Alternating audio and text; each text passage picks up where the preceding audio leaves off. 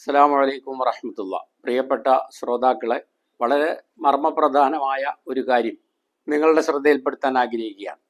അതായത് ആഗോളതലത്തിലും ദേശീയ തലത്തിലും മുസ്ലിങ്ങൾ വളരെ കടുത്ത ഭീഷണികളെ, വെല്ലുവിളികളെ നേരിടുന്ന ഈ സാഹചര്യത്തിൽ മുസ്ലിങ്ങളുടെ ഏകോപനം എന്നുള്ളത് ആണ് കാലഘട്ടം ആവശ്യപ്പെടുന്നത്. RSSനെ സംബന്ധിച്ചിടത്തോളം അവരുടെ പദ്ധതികൾ നടപ്പിലാക്കുന്നതിന് സഹായകമായ തരത്തിലുള്ള ഹൈന്ദവ ഏകീകരണം അവർ സാധ്യതപ്രായമാക്കി കഴിഞ്ഞു. ആ ലക്ഷ്യം അവർ നേടിക്കഴിഞ്ഞു. പലരും വിചാരിച്ചിരുന്നത് പോലെ ഹിന്ദു സമൂഹത്തിലെ വളരെ സങ്കീർണമായ ജാതി വ്യവസ്ഥകളോ ഘടനകളോ ഒന്നും അവരുടെ ഹൈന്ദവ ഏകീകരണം എന്ന ആ ലക്ഷ്യത്തിന് മുന്നിൽ, ആ സ്വപ്ന സാക്ഷാത്കാരത്തിന് മുമ്പിൽ തടസ്സമായിട്ടില്ല. പക്ഷെ മുസ്ലിങ്ങളെ സംബന്ധിച്ചിടത്തോളം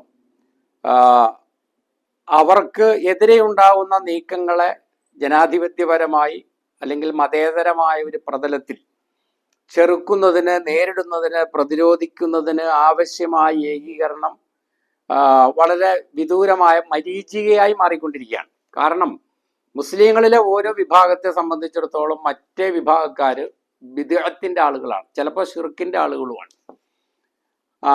അപ്പൊ അതുകൊണ്ട് ബിദ്അത്തുകാരെ ബഹിഷ്കരിക്കുക, ആരെങ്കിലും ഒരു ബിദ്അത്തുകാരനെ സഹായിച്ചാൽ, മൻ വഖറ സ്വാഹിബ ബിദ്അത്തിൻ ഫഖദ് അആന അലാ ഹദ്മിൽ ഇസ്ലാം, ആരെങ്കിലും ഒരു ബിദ്അത്തിന്റെ ആളെ ബഹുമാനിച്ചാൽ അവൻ ദീൻ പൊളിക്കുന്നതിന് സഹായിച്ചവനായി എന്നാണ്. അപ്പൊ ഒരിക്കലും ബിദ്അത്തുകാരോട് ഒരു വിട്ടുവീഴ്ച ചെയ്യാൻ പറ്റൂല. ഇതാണ് മുസ്ലിങ്ങളിലെ ഓരോ വിഭാഗത്തിനും മറ്റേ വിഭാഗത്തോടുള്ള സമീപനം. ഈ ഹദീസ് പ്രയോഗവൽക്കരിക്കാൻ വേണ്ടിയാണ് നമ്മളുടെ ഏറ്റവും വലിയ ശത്രുക്കൾ മുജാഹിദുകളാണ്, ജമാഅത്തെ ഇസ്ലാമിക്കാരാണ് എന്ന് സുന്നികൾ പറയാനും, അതുപോലെ സുന്നികൾ ബിദ്അത്തിന്റെ ശിർക്കിന്റെയും ആളുകളാണ്, അവരുമായിട്ട് സഹകരിക്കാൻ പറ്റൂല എന്ന് പറയാൻ മുജാഹിദുകളെ പ്രേരിപ്പിക്കുന്നതും ഒക്കെ അത് തന്നെയാണ്. എന്നാൽ ചിലപ്പോഴൊക്കെ ചില പൊതുവിഷയങ്ങൾ, പൗരത്വ വിഷയമോ ബാബരി മസ്ജിദിന്റെ പ്രശ്നമോ അല്ലെങ്കിൽ ഏക സിവിൽ കോഡിന്റെ പ്രശ്നമൊക്കെ വരുമ്പോൾ ഇത്തരം ചില ഏകോപനങ്ങൾക്കുള്ള ശ്രമങ്ങൾ ഉണ്ടാകാറുണ്ടെങ്കിലും അവർക്കൊരു മനസാക്ഷി കുത്തുണ്ട്.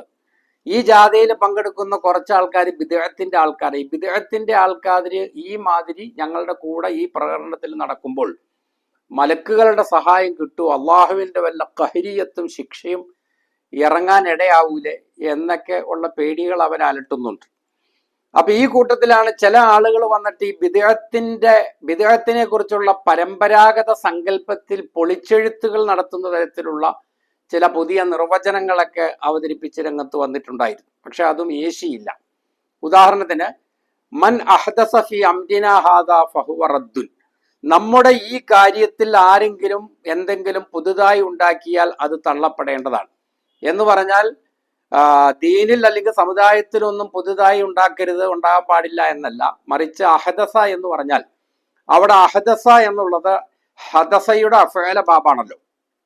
അപ്പൊ ഈ ഹദസ് എന്നുള്ള വാക്കിന് ത്വഹാറത്തിന്റെ ബാബില്, ശുദ്ധിയുടെ ബാബില്, ഫിഖ്ഹില്, കർമ്മശാസ്ത്രത്തില് അശുദ്ധി എന്നാണ് അർത്ഥം. അപ്പൊ അതിൽ നിന്ന് മുസ്തഖാണ് അഹദസ എന്ന് വെക്കുമ്പോൾ മൻ അഹദസ ഫി അംരിനാ ഹാദാ, നമ്മുടെ ഈ കാര്യത്തിൽ അശുദ്ധമായത് ആരെങ്കിലും ഉണ്ടാക്കിയാൽ ഫഹുവ റദ്ദുൻ, അത് തള്ളപ്പെടേണ്ടതാണ് എന്ന ഒരർത്ഥം ചില ആളുകൾ പറഞ്ഞു നോക്കി. പക്ഷെ അത് ഈ കുമ്മനോടന്മാര് വിരിച്ച കഥ പോലെയാണ്. ഒരു തല ശരിയാവുമ്പോൾ മറ്റേ തല ശരിയാവില്ല, ആ തല ശരിയാവുമ്പോൾ ഈ തല ശരിയാവില്ല. കാരണം അവിടെ ഒരുപാട് ചോദ്യങ്ങൾ വരും. ആധുനികമായത്, പുതുതായത് എന്നൊക്കെയുള്ള അർത്ഥം ഈ ഹദീസ് എന്നുള്ള വാക്കിന് തന്നെ പുതുതായി ഉണ്ടായത്, അല്ലെങ്കിൽ അഹദസ പുതുതായി ഉണ്ടാക്കി, ഹദ്ദസ പുതുതായി ഉണ്ടാക്കി എന്നൊക്കെ തന്നെ അതിനർത്ഥമുണ്ട്. അപ്പൊ അതിനെ നിരാകരിച്ചുകൊണ്ട് ഇപ്പൊ ഈ പറഞ്ഞ ഗവേഷകന്റെ അഭിപ്രായത്തിന്റെ പുറകെ നമുക്ക് പോകാൻ പറ്റൂല. കുല്ലു മുഹ്ദസത്തിൻ ബിദ്അ, അശുദ്ധമായി പുതുതായി ഉണ്ടാക്കപ്പെടുന്ന, നിർമ്മിക്കപ്പെടുന്ന എന്തും ബിദ്അത്താണ്. കുല്ലു ബിദ്അത്തിൻ ളലാല, എല്ലാ ബിദ്അത്തും ളലാലത്തിലാണ്, എല്ലാ ളലാലത്തും നരകത്തിലാണ് എന്നൊക്കെ ഉള്ള. അപ്പൊ ശുദ്ധമായ രീതിയിൽ, നല്ല രീതിയിൽ നല്ല കാര്യങ്ങൾ പുതുതായി ഉണ്ടാക്കിയാൽ അതിനെ സ്വാംശീകരിക്കാം, അതിനെ ആഗിരണം ചെയ്യാം എന്നാണ് അത്തരം ആളുകൾ പറഞ്ഞു നോക്കിയത്. പക്ഷെ അതിനൊക്കെ പല തരത്തിലുള്ള പരിമിതികളുണ്ട്. അപ്പൊ ഇവിടെയാണ് ഒരു സൈദലവി എന്ന് പറയുന്ന ഒരു വലിയ ദീനി സേവകൻ വലിയ ഒരു സാഹസികവും വളരെ ശ്ലാഘനീയവുമായ ഒരു കണ്ടുപിടുത്തവുമായിട്ട് രംഗത്ത് വന്നിട്ടുണ്ട്. അതിന്റെ പേര് ബിദ്അത്ത് ഡിറ്റക്ടർ എന്നാണ്. ബിദ്അത്ത് കണ്ടുപിടിക്കുന്ന ഉപകരണം എന്നാണ്. ഈ സൈദലവി ഒരുപാട് കാലം ബർലിനിലായിരുന്നു. ബർലിൻ കുഞ്ഞനന്തൻ നായരുമായിട്ട് പരിചയമൊന്നുമില്ല കേട്ടോ. ഇനി ആരും അങ്ങനെ തെറ്റിദ്ധരിക്കേണ്ട, കമ്മ്യൂണിസ്റ്റുകാരനൊന്നുമല്ല. പുള്ളി ബർലിനിൽ നിന്ന് പിന്നെ പോയത് മറ്റേ കൊറിയയിലേക്കാണ്. കൊറിയയിലാണല്ലോ ഈ സാങ്കേതികമായിട്ടുള്ള വിദ്യകളുടെ വളർച്ചയും അത്തരം ഡിവൈസുകളും ഒക്കെ കൂടുതലായിട്ട് ഉൽപ്പാദിപ്പിക്കപ്പെടുന്നു. അപ്പൊ ഈ ബിദ്അത്ത് ഡിറ്റക്ടർ എന്ന് പറയുന്ന ഈ സാധനം മേടിച്ച ഒരാൾ അരയെ കെട്ടിക്കൊണ്ട് നടന്നാൽ ഒരുപാട് ഗുണങ്ങൾ, ഒരുപാട് ദീനിയായിട്ടുള്ള, മതപരമായിട്ടുള്ള, ആത്മീയമായിട്ടുള്ള ആപത്തുകളിൽ നിന്ന് അയാൾക്ക് രക്ഷപ്പെടാൻ പറ്റും. ഈ ബിദ്അത്ത് ഡിറ്റക്ടർ അരയിൽ കെട്ടിക്കൊണ്ട് ഒരു വഴിയിലൂടെ പോകുമ്പോൾ മറുവശത്തു നിന്ന് ഒരു ബിദ്അത്തുകാരൻ തൻ്റെ മതവീക്ഷണത്തോട് വിയോജിക്കുന്ന ഒരാൾ വരുവാണെങ്കിൽ ഈ ബിദ്അത്ത് ഡിറ്റക്ടർ ഉടനെ തന്നെ ചിലയ്ക്കും. അപ്പൊ അയാൾക്ക് മനസ്സിലാവും അപ്പുറത്തുനിന്ന് വരുന്ന പുള്ളി താടിയും തലപ്പാവും മുഖത്ത് നൂറാനിയത്തും ഒക്കെ ഉള്ള ആളാണെങ്കിലും ആള് ബിദ്അത്തിന്റെ ആളാണ്, അയാളോട് സലാം പറയാൻ പറ്റൂല, അയാൾ സലാം പറഞ്ഞാൽ മടക്കാനും പാടില്ല എന്ന് മനസ്സിലാവും.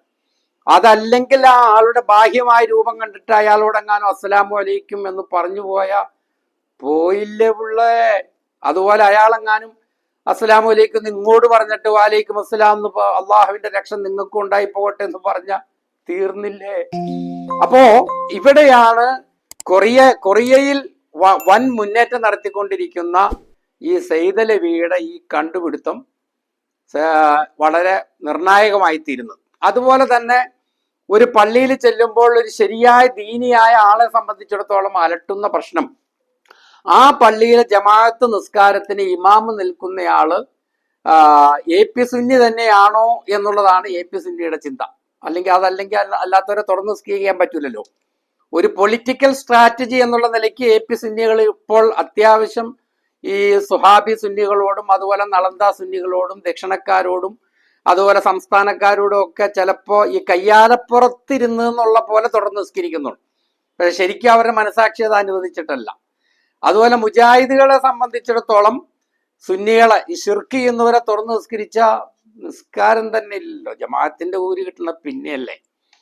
ചില ജമാഅത്ത് ഇസ്ലാമിക്കാർക്കും ആ മനസാക്ഷി കുത്തുണ്ട്. അപ്പൊ ഇവർക്കെല്ലാം വലിയ ഒരു മരുപ്പച്ചയായിട്ട്, ഒരു പച്ചത്തുരുത്തായിട്ട്, ഒരു പ്രതീക്ഷയുടെ ആശാകിരണമായിട്ടാണ് ഈ കൊറിയൻ സാങ്കേതിക വിദ്യയുടെ കോമ്പിനേഷനോട് കൂടി ബഹുമാനപ്പെട്ട സൈദലവി എന്ന് പറയുന്ന ഈ സുന്നിയായ ചെറുപ്പക്കാർ. പക്ഷെ സുന്നികൾക്ക് മാത്രമല്ല, വഹാബികൾക്കും ഇത് ഉപയോഗിക്കാം, മൗദൂദികൾക്കും ഉപയോഗിക്കാം. കാരണം അവരുടെ അരയിൽ ഈ സാധനം മേടിച്ച് കെട്ടിയാൽ അവരുടെ കൂട്ടത്തിൽ പെട്ടതല്ലാത്ത കാക്കായാണ് അപ്പുറത്തുനിന്ന് വരുന്നതെങ്കിൽ ഉടനെ ഈ സാധനം ബെല്ലടിക്കാൻ തുടങ്ങും, ചലയ്ക്കാൻ തുടങ്ങും. പണ്ട് പേജർ ശബ്ദിക്കുന്ന കാലം ഓർമ്മയുണ്ടായി. മൊബൈലിന് തൊട്ടുമുമ്പുള്ളതായിരിക്കുന്ന ഒരു കാലഘട്ടത്തിൽ പേജർ എന്ന് പറയുന്ന ഒരു സാധനം നമ്മൾ ആരെ കെട്ടിക്കൊണ്ട് നടന്നിരുന്നില്ലേ? അതിനെ ഇത്തിബായ് ചെയ്തുകൊണ്ട് സൈദലവിയുടെ മെറ്റൽ ഡിറ്റക്ടർ മേടിച്ച് അരയിൽ കെട്ടിയാലുണ്ടല്ലോ, ഈ മുബത്തദീയങ്ങളുടെ ബിദ്അത്തുകാരുടെ പള്ളിയിൽ നിങ്ങൾ ചെന്നാല് ഉടനെ തന്നെ ഇവിടുത്തെ ഇമാമ് നമ്മുടെ ആളല്ല, ഇയാളെ തുറന്ന് നിസ്കരിക്കാൻ പറ്റൂല. വയുക്റഹുൽ ഇഖ്തിദാഉ ബിൽ മുബത്തദിഇ വൽ മക്റൂഹാത്തു മിൻ ഹൈസുൽ ജമാഅത്തി തുഫവ്വിതു ഫളീലത്തൽ ജമാഅ. മുബത്തദീനോട് തുറന്ന് നിസ്കരിക്കൽ കറാഹത്താണ്. ജമാഅത്ത് നിസ്കാരവുമായി ബന്ധപ്പെട്ട കറാഹത്തുകൾ എന്തൊക്കെയുണ്ടോ ആ കറാഹത്തുകളെല്ലാം ജമാഅത്തായിട്ടുള്ള നിസ്കാരത്തിന്റെ 27 ഇരട്ടി കൂലിയെ തന്നെ നഷ്ടപ്പെടുത്തും എന്നാണ്. അപ്പൊ ഈ ഒരു വിപത്തിനെ തടുക്കാനുള്ള വലിയ ഒരു ഉപകരണവുമായിട്ടാണ് സൈദലവി രംഗത്ത് വന്നിട്ടുള്ളത്. അപ്പൊ എല്ലാവരും ഇത് ഓരോന്ന് വാങ്ങിച്ച് അരേ കെട്ടണം. ഈ കൊടിയ വിപത്തിൽ നിന്ന്, ഈ ബിദ്അത്തിന്റെ സാർവലൗകികമായ സാർവജനീനമായ വ്യാപനത്തിന്റെ ഈ കാലഘട്ടത്തിൽ, എല്ലാവരും അമ്പരന്നിരിക്കുന്ന ഈ കാലഘട്ടത്തിൽ ഇത് നിങ്ങൾക്ക് വലിയ ഒരു ആശാകേന്ദ്രമാണ്. ആ ഡിവൈസ് നിങ്ങളെ പരിചയപ്പെടുത്തിക്കൊണ്ട് ഞാൻ എൻ്റെ വാക്കുകൾ ഉപസംഹരിക്കുന്നു.